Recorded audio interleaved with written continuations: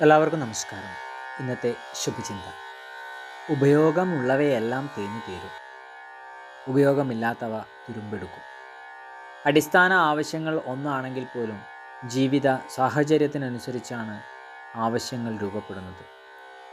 ആവശ്യങ്ങളെക്കാൾ ആഡംബരങ്ങളെ ആലിംഗനം ചെയ്യുന്നവരുടെ അടിത്തറ ഇളകി തുടങ്ങും. അന്തസ്സിൻ്റെയും പദവിയുടെയും പേരിൽ സമ്പാദിച്ചു കൂട്ടുന്നവർ അവ എങ്ങനെയെങ്കിലും ഉപയോഗിച്ചു തീർക്കാനുള്ള വ്യഗ്രതയിലായിരിക്കും. ഒന്നുമില്ലാത്തവർ എന്ന് വിളിക്കപ്പെടുന്നവരിലും ആർക്കുമില്ലാത്ത ചിലതൊക്കെ ഉണ്ട്: ആത്മനിയന്ത്രണവും അച്ചടക്കവും.